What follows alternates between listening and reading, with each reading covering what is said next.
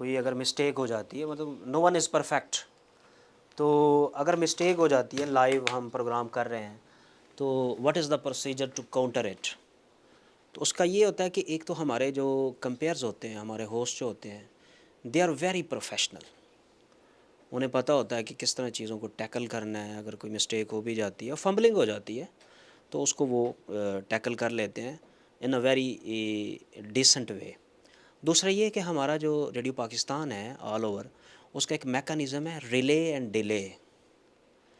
اس میں جو ہماری مائک پہ جو گفتگو جا رہی ہوتی ہے اس میں 5 سے 6 سیکنڈ کا ڈیلے ہوتا ہے. فرض کریں کہ بہت بڑا بلنڈر ہو گیا، کسی نے غلطی کر دی ہے، تو وہ ہم وہاں سے نشر ہی نہیں ہونے دیتے آگے.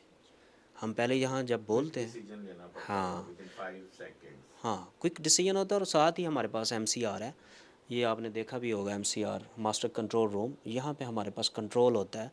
تو اگر فرض کریں میں یہاں سے گفتگو کر رہا ہوں، تو اگر مجھ سے کوئی غلطی سرزد ہوتی ہے تو فوراً وہاں سے وہ اس کو آن ایئر ہی نہیں ہونے دیں گے.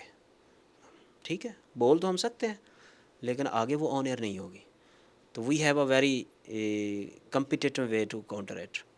تو یہ اس طریقے سے ہوتا ہے. باقی ریڈیو پاکستان جو ہے، یہ میں نے آپ کو پہلے بھی بتایا کہ ریڈیو پاکستان پاکستان ہے، with the creation of Pakistan کے ساتھ ہی ہے.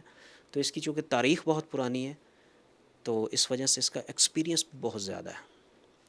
تو ہماری ساری چیزیں اسٹریم لائن ہیں، اور ہم نے ہر چیز کو ایکوریٹلی اور بڑے پروفیشنل وے سے اسٹریم لائن کیا ہوا ہے.